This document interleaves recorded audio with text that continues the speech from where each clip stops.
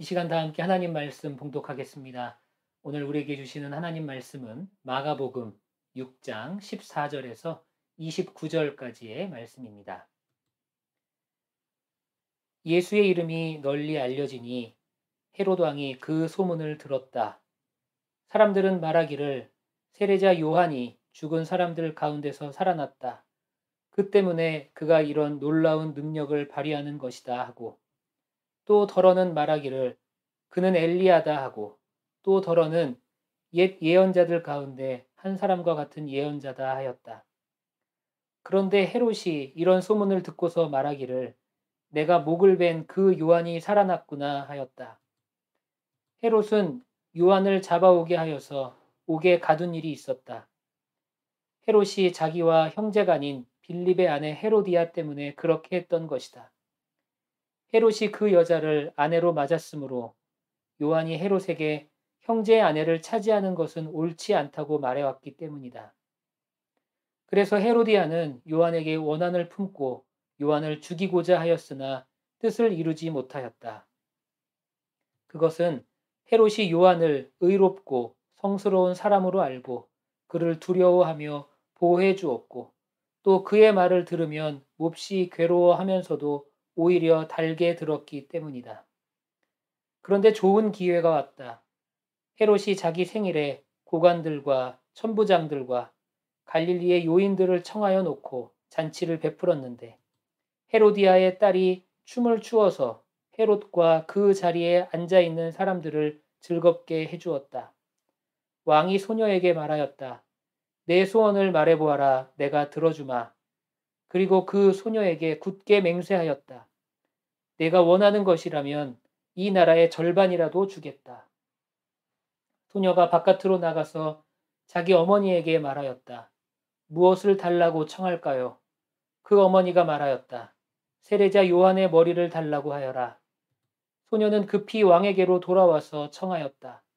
곧바로 서둘러서 세례자 요한의 머리를 쟁반에 담아서 내게 주십시오. 왕은 마음이 몹시 괴로웠지만 맹세한 것과 거기에 함께 앉아 있는 사람들 때문에 소녀가 달라는 것을 거절할 수 없었다. 그래서 왕은 곧 호위병을 보내서 요한의 목을 베어 오게 하였다. 호위병은 나가서 감옥에서 요한의 목을 베어서 쟁반에 담아 소녀에게 주고, 소녀는 그것을 자기 어머니에게 주었다. 요한의 제자들이 이 소식을 듣고 와서 그 시체를 거두어다가 무덤에 안장하였다. 아멘.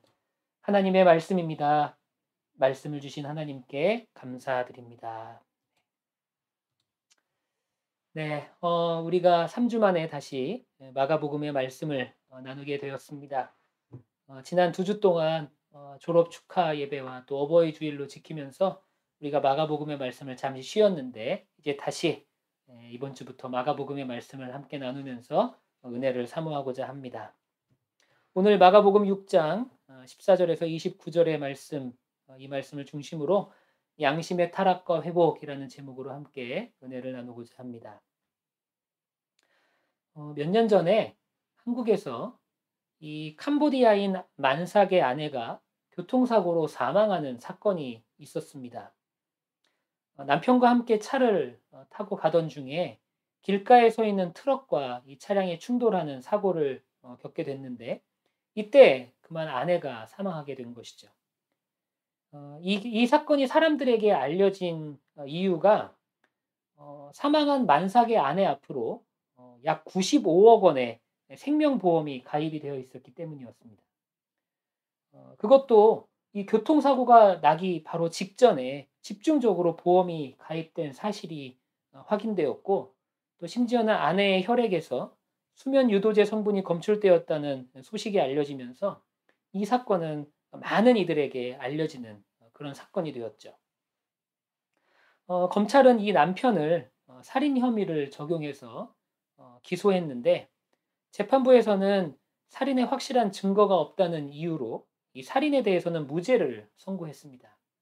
대신에 이제 교통사고 처리 특례법상의 치사 혐의만 유죄로 인정을 했습니다. 이 살인에 대한 무죄가 선고되자 이 남편은 보험사와 바로 95억 원의 이 보험금 소송을 시작했다는 그런 기사가 얼마 전에 다시 회부되기 시작했습니다. 사실 이 사건을 접하면서 일반적으로는 참 이해되지 않는 부분들이 많이 있었던 것 같습니다. 아마 진실은 남편만이 알고 있지 않을까 그렇게 생각이 됩니다. 그런데 만약 이 사건이 정말로 증거를 찾지 못한 살인 사건, 그렇기 때문에 살인에 대해서 무죄가 선고된 그런 사건이라면 참 이 사건은 두려운 사건이라고 생각이 됩니다. 왜냐하면 인간의 양심이 과연 어디까지 타락할 수 있는지를 보여주는 그런 두려운 사건이 바로 이 사건이 아닐까 그렇게 생각이 돼요. 저는 차라리 마음 한켠에 그냥 이 남편이 주장한 대로 단순 교통사고이기를 바라는 마음이 있습니다. 왜냐하면 인간의 양심의 타락을, 이 두려운 인간의 양심을 타락을 목격하는 것이 그만큼 두렵기 때문이죠. 법은 최소한의 도덕이다라는 말이 있습니다. 그리고 이 도덕은 강제되지 않은 인간의 양심에 맡겨지게 되는 것이죠. 그런데 문제는 이 인간의 양심이 고정되지 않고 가변적이라는 데 있습니다. 무슨 말씀이냐면 인간의 양심은 변할 수 있다는 것이죠. 성경은 인간의 양심에 이런 부분을 잘 표현하고 있습니다. 양심은 더럽혀질 수도 있고 악해질 수도 있다고 성경은 이야기하죠. 심지어는 양심이 불타서 없어질 수 있다고 그렇게 표현하기도 합니다. 우리는 이러한 모습, 양심이 변해가는 모습을 보통은 양심이 타락했다 그렇게 표현을 많이 하죠. 그리고 우리는 이 양심이 타락한 세대를 살아가고 있는 것입니다. 하지만 양심이 타락했다는 것은 역으로 보면 회복할 수 있다는 가능성을 내포하고 있음을 우리는 알아야 합니다. 오늘 말씀을 통해서 타락한 인간의 양심이 회복되는 역사가 과연 어떻게 일어날 수 있는지를 우리가 함께 살펴보는 그런 시간이 되기를 소망합니다. 본문은 한 인간의 양심이 타락하는 과정을 보여주고 있습니다. 본문에 등장하는 인물은 바로 헤롯 왕이죠. 헤롯 왕. 이 본문의 헤롯 왕은 헤롯 안티바스라고 불리는 인물로 예수님 당시에 어린아이를 죽였던 헤롯 대왕과는 다른 인물입니다. 이 헤롯 안티바스, 오늘 본문에 나오는 헤롯 안티바스는 바로 헤롯 대왕, 예수님 당시 어린아이를 죽이라고 명령했던 그 헤롯 대왕의 아들입니다. 이 헤롯 가문의 족보가 참 복잡해요. 이 헤롯 안티바스는 아라비아의 왕이었던 아렙다 왕의 딸과 결혼을 했습니다. 그런데 곧 바로 이혼을 하죠. 아내를 버립니다. 이혼한 이유가 이 자기가 결혼한 부인이 못생겼다는 이유 때문에 아내와 이혼을 하게 됩니다. 그리고 그 후에 헤롯 안티바스는 동생 헤롯 필립, 동생이죠. 헤롯 필립의 아내였던, 그러니까 제수가 되는 거죠. 제수가 되는 여자였던 헤로디아와 결혼을 하게 됩니다. 그런데 이 헤로디아도 헤롯 안티바스의 조카딸이기도 했다는 거예요. 참 관계가 복잡합니다. 관계가 복잡해요. 이 헤롯 집안은 이 근친상간의 역사로 이루어진 매우 부도덕하고 비윤리적인 그런 집안이었습니다. 그런데 이런 말도 안 되는 일들이 일련에 벌어지고 있으니까 이 당시의 선지자였던 세례 요한이 가만히 있지를 않았어요. 가만히 있을 수가 없었던 것이죠. 세례 요한은 바로 이 헤롯 안티바스의 죄를 강하게 지적합니다. 그리고 그에게 회개를 촉구했죠. 그런데 헤롯 안티바스는 자신의 죄를 이렇게 지적하는 이 세례 요한에 대해서 상당한 존경심을 가지고 있었던 것으로 보여집니다. 그의 메시지를 달게 듣는 양심이 살아있는 사람이었다고 성경은 그렇게 표현하고 있죠. 그 증거를 우리는 20절에서 발견할 수 있습니다. 성경 20절에 보면, 오늘 본문 20절에 보면 그것은 헤롯이 요한을 의롭고 성스러운 사람으로 알고 그를 두려워하며 보호해 주었고 또 그의 말을 들으면 몹시 괴로워하면서도 오히려 달게 들었기 때문이다. 이렇게 기록이 됩니다. 이 헤롯은 요한을 의롭고 성스러운 자, 즉 거룩한 자로 그렇게 인정하며 오히려 그를 보호해주고 있었다고 그렇게 기록이 되죠. 그런데 시간이 흘러서 일련의 사건들이 전개되자 그는 이런 요한에 대해서 좋은 생각을 가지고 있음에도 불구하고 결국은 요한을 죽음으로 내모는 요한을 죽이게 되는 그런 비극적인 결론을 맞게 되는 그런 주인공이 되고 맙니다. 그의 양심이 흔들리기 시작했고 마침내 그는 자기의 양심과는 전혀 상관없이 양심을 배반하는 결정을 그렇게 내리게 되는 것이죠.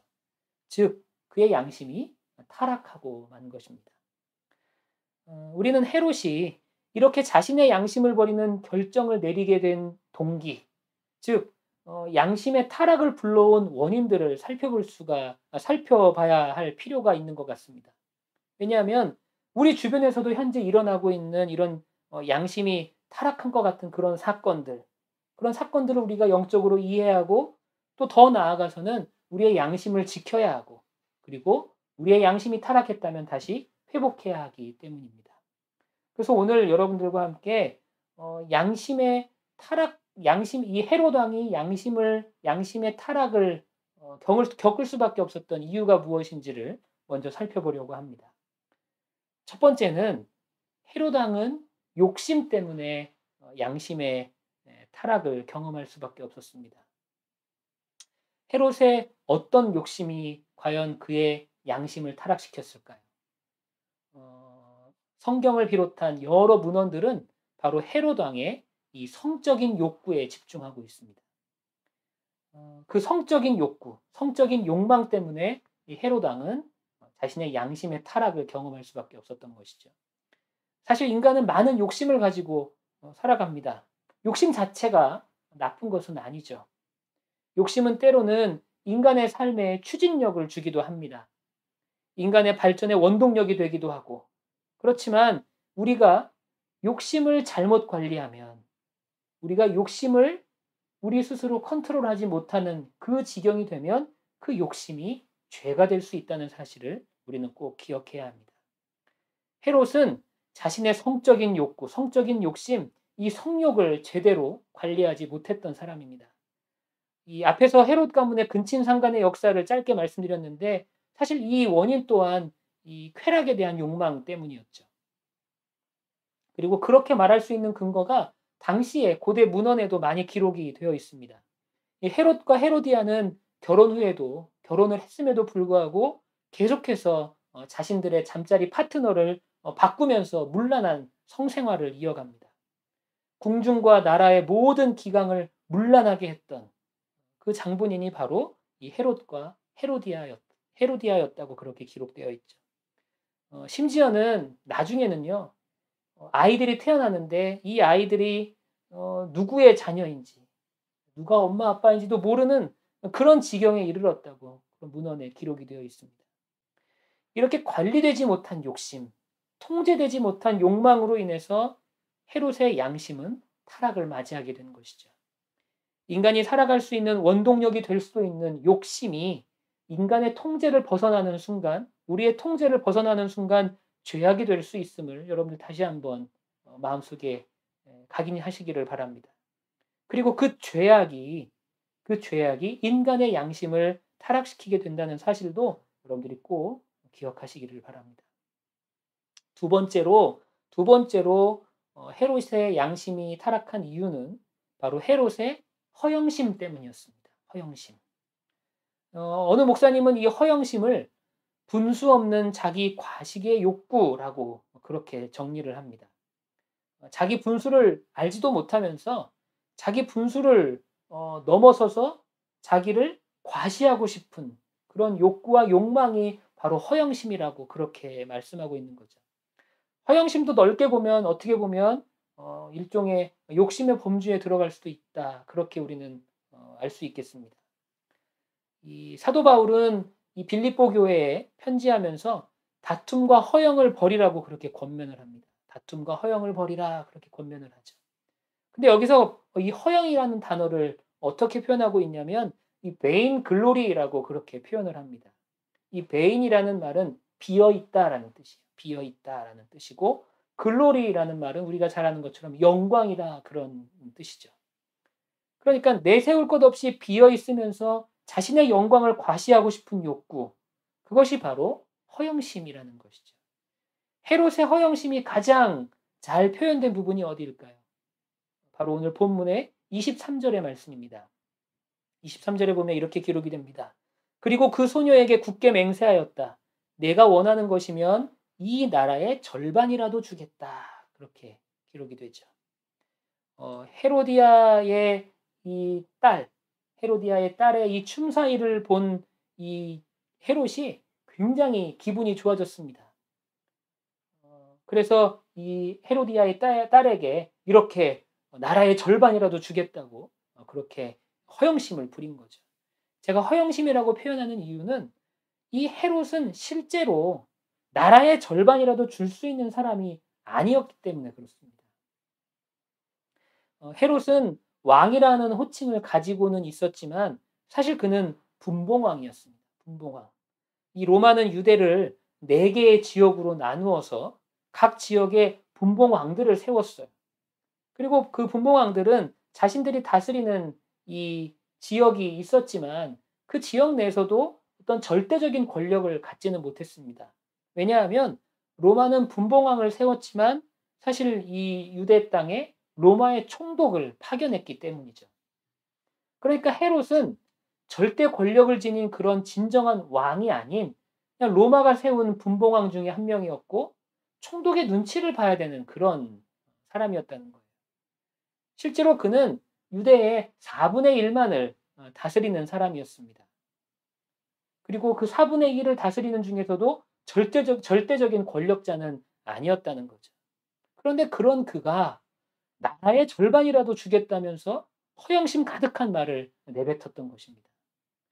그렇게 할 수 없으면서, 그렇게 할 수 없으면서 마치 그렇게 할 수 있는 것처럼 말하는 이런 헤롯 왕의 허영심으로 인해서, 이런 허영심으로 인해서 그의 양심은 타락하고 말았던 것이죠. 세 번째로 이 헤롯의 양심이 타락한 또 다른 원인은 사람만 의식하는 인간 의식 때문이었습니다. 인간 의식. 사람이 사람을 어떻게 의식하지 않고 살아갈 수 있겠습니까? 우리는 다 사람을 의식하며 살아갑니다. 또 의식할 수밖에 없죠. 우리는 사람들 사이에서 살아가고 있기 때문에 사람을 의식하며 살 수밖에 없는 것이죠. 하지만 문제는 사람만 의식할 때 문제가 된다는 거예요. 사람만 의식할 때. 사람만 의식한다라는 표현을 우리가 한다는 것은 거기에는 아주 중요한 전제가 깔려 있습니다. 그 전제는 뭐냐면 하나님을 의식하지 않는다라는 전제죠. 그러니까 하나님을 의식하지 않는 사람들은 사람만을 의식하며 살아가게 된다는 것입니다. 이런 인간에 대한 의식이 바로 헤롯 왕에게 발견됩니다. 본문 26절을 보시죠. 본문 26절에 보면 왕은 마음이 몹시 괴로웠지만 맹세한 것과 거기에 함께 앉아 있는 사람들 때문에 소녀가 달라는 것을 거절할 수 없었다. 헤롯은 자신에게 쓴소리를 하는 세례 요한에 대해서 악한 감정은 없었습니다. 오히려 요한을 옥에 가두기는 했지만 오히려 헤롯은 요한을 지켜주고자 노력했었죠. 그런데 헤로디아는 달랐습니다. 헤로디아는 자신의 죄를 지적한 요한에게 앙심을 품었고 그리고 그를 원수로 여기고 있었어요. 그래서 기분이 좋아진 이 헤롯에게 자신의 딸을 시켜서 요한을 죽여달라고 그렇게 요청을 하는 것이죠. 헤롯 왕은 이 요청을 듣고 굉장히 괴로워했습니다. 그런데 그곳에 함께 앉아 있는 사람들을 먼저 의식했어요. 함께 앉아 있는 사람들이 나를 어떻게 생각할까? 내가 이렇게 호언장담했는데 이 여자아이에게 이 헤로디아의 딸에게 나라의 절반이라도 주겠다고 그렇게 호언장담했는데 이렇게 나에게 어려운 부탁을 하는데 이걸 어떻게 해야 되지? 내가 이것을 못 들어준다고 하면 참 자존심 상하는 일인 것 같고 많은 사람들에게 비웃음을 당할 것 같고 그런 어떤 사람들을 의식하는 그런 의식이 먼저 헤롯에게 찾아왔다는 거죠. 이런 인간 의식으로 인해서 하나님을 전혀 의식하지 못했습니다. 그리고 결국에는 세례 요한을 죽이는 그런 결정을 내리게 되는 것이죠. 우리는 사람을 의식하지 않고 살아갈 수는 없습니다. 그렇지만 사람만을 의식하는 그런 인간의 의식에서 벗어나야 합니다. 우리는 먼저 하나님을 의식할 수 있어야 하는 줄 믿습니다. 코람데오라는 말이 있지 않습니까? 하나님 앞에서라는 뜻입니다. 하나님 앞에서. 우리는 사람들 사이를 살아가요.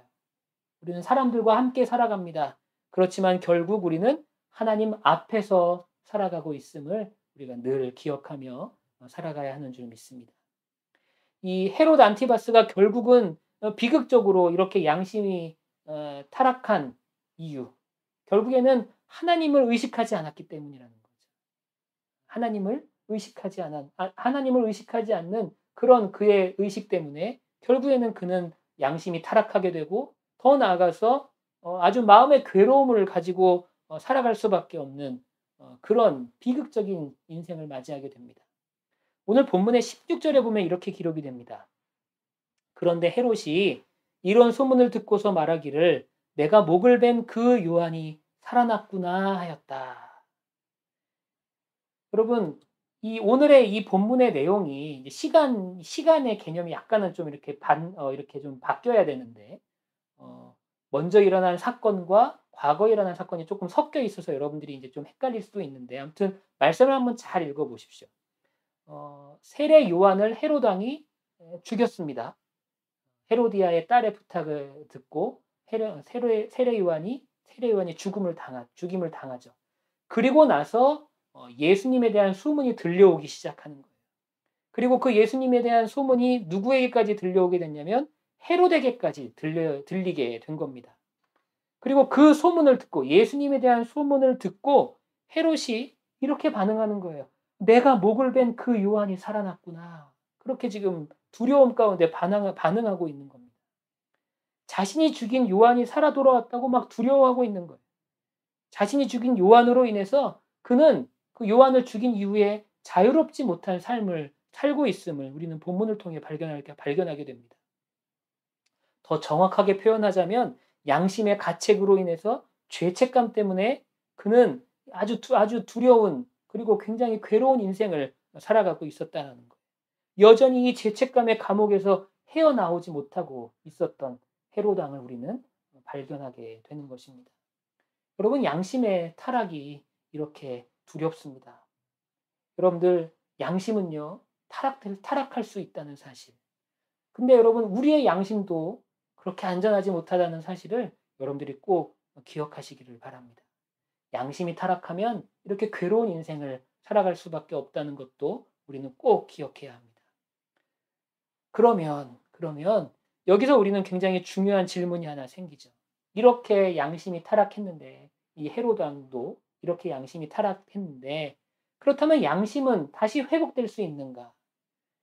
죽어진 양심, 타락한 양심은 다시 살아나고 다시 회복되고 다시 깨끗해질 수 있는가? 이런 질문이 우리에게 생기죠. 감사하게도 성경은 그것이 가능하다고 우리에게 말씀하고 있습니다. 우리는 이 소식, 우리의 양심이 되살아날 수 있고 우리의 양심이 회복될 수 있다는 이 소식이 바로 복음이라고 그렇게 우리는 이야기하죠. 양심의 회복은 가능합니다. 그렇다면 어떻게 우리의 양심이 회복될 수 있겠습니까? 먼저 이 양심이라는 단어가 헬라어로 어떤 단어인지를 좀 알아야 할 것 같아요. 헬라어로 양심이라는 단어는요, 두 가지의 단어가 조합된 단어입니다. 함께라는 단어와 안다라는 단어가 조합된 단어. 이것이 바로 양심이라는 단어예요. 하나님과 함께 할 때 우리가 알아가는 것. 그것이 바로 양심이라는 겁니다. 이게 헬라어가 가리키고 있는 양심의 의미예요. 즉, 우리에게 양심을 허락해 주신 분이 하나님이시고 우리의 양심의 주인이 하나님이라는 것이죠. 그 하나님과 함께할 때 우리가 온전히 알아갈 수 있는 것이 바로 양심이라는 겁니다. 그렇기 때문에 우리의 양심이 회복되기 위해서는, 우리의 죽어진 양심이 되살아나기 위해서는 가장 먼저 우리는 하나님 앞에 서야 합니다. 그리고 하나님의 관점에서 나를 바라볼 수 있어야 하는 것이죠. 하나님의 관점으로 나를 바라볼 때 우리가 가장 먼저 하게 되는 일이 뭘까요? 하나님의 관점으로 나 스스로를 바라볼 때 우리가 하게 되는 것. 그것은 바로 회개입니다. 하나님의 관점으로 나를 바라보면 가장 먼저 보이는 것이 바로 나의 부족한 모습들, 그리고 나의 타락한 모습들, 나의 죄악들이 가장 먼저 눈에 보이게 되는 것이죠. 결국은 회개를 통해서 내 안에 있는 죄의 문제들을 해결하는 것, 이것이 굉장히 중요합니다. 그리고 우리의 양심을 타락시키는 것이 죄악이기 때문에 우리는 이 죄의 문제를 해결해야 하지만 우리의 양심이 되살아나고 회복할 수 있다는 것을 깨달아야 합니다. 여러분, 이 죄의 문제로부터의 해방, 죄의 문제로부터의 해방이 바로 우리의 양심의 회복임을 여러분들이 꼭 기억하게 되시기를 바랍니다. 회개라는 단어 우리가 참 많이 들어봤죠. 회개. 회개는 단순히 하나님 앞에서 내 잘못을 인정하는 것이 아니에요. 회개는 십자가의 복음으로 인해서 완전히 변화된 내 인생의 고백입니다. 특별히 회개를 통해 우리는 우리가 절대 해결할 수 없는 우리 영혼의 죄의 문제를 해결함 받을 수 있습니다. 그리고 회개를 통해서 우리는 양심이 회복되고 양심이 살아나는 것을 경험할 수 있게 된다는 것이죠. 신앙생활 하면서 가장 많이 듣는 말 중에 하나가 바로 회개하라라는 말 아닙니까? 야, 너 회개해. 이 말. 우리가 스쳐 지나가듯이 하는 이 말들. 우리가 회개해야 돼. 그런 말. 이 회개하라는 말. 이 말 참 우리가 많이 듣죠. 여러분, 우리가 이 말을 많이 하고 많이 듣는 이유가 어디에 있을까요? 그만큼 중요하기 때문에 그렇습니다. 여러분, 오늘 말씀을 통해서 여러분들이 꼭 회개하게 되시기를 소망합니다. 여러분, 회개를 통해서 새로운 인생을 살아가시기를 축복합니다. 회개를 통해서 믿음의 삶을 살아가시는 우리 예수사랑교회 모든 우리 교우님들 되시기를 간절히 축원합니다. 내 양심의 회복과 영혼의 자유함을 경험하게 되시기를 바랍니다. 회개가 주는 축복, 회개가 되는 축복을 누리면서 여러분들 우리가 언제나 영적으로 강건한 삶을 살아가는 우리 모두가 되기를 간절히 축원합니다. 우리 사랑하는 예수사랑교회 모든 성도 여러분, 우리의 양심은 타락할 수 있습니다. 내 욕심과 허영심, 그리고 하나님을 의식하지 않는 인간 의식으로 인해서 우리의 양심이 타락할 수 있음을 기억하십시오. 하지만 하나님께서는 우리 양심의 회복의 길을 예비하셨음에 또한 기뻐하시기를 소망합니다. 십자가 앞에서 우리의 죄를 회개하고 믿음으로 새로운 삶을 살아갈 때 우리의 양심이 회복될 수 있음을 반드시 기억하시기를 축원합니다. 오늘 이 예배를 통하여서 여러분들의 양심이 또한 여러분들의 영혼이 회복되고 되살아나는 그런 거룩한 정말 그런 놀라운 일이 있기를 간절히 축원합니다. 다 함께 기도하시겠습니다. 사랑하는 주님, 우리가 매일 삶을 살면서 하나님 앞에 늘 회개함으로 나올 수 있도록 도와주시고 우리의 모든 죄의 문제를 주님 앞에 온전히 내려놓을 수 있는 그런 성도의 삶을 살아갈 수 있도록 인도하여 주옵소서. 우리가 회개할 때 우리가 새로운 인생을 살아갈 수 있도록 인도하여 주시고 또한 그를 통하여 우리의 영혼이 거듭나며 우리의 양심이 회복되고 양심이 살아나는 것을 경험할 수 있는 우리 예수사랑교회 모든 교우들 될 수 있도록 인도하여 주옵소서. 이제는 우리 구주 예수 그리스도의 은혜와 아버지 하나님의 무한하신 사랑하심과 성령님의 감화감동, 역사하심, 충만케 하심이 양심의 회복을 간절히 원하며 매일매일 회개하기로 다짐하는 우리 옛사랑교회 모든 교우들과 또한 그들의 삶의 자리 가운데 이제로부터 영원히 함께 하시기를 간절히 축원하옵나이다. 아멘. 네, 여러분 예배를 모두 마칩니다. 오늘 하루도 여러분들 평안하시기를 바라고요. 매일매일의 삶 가운데 하나님의 은혜와 축복을 경험하시는 옛사랑교회 모든 교우님들 되시기를 소망합니다. 감사합니다.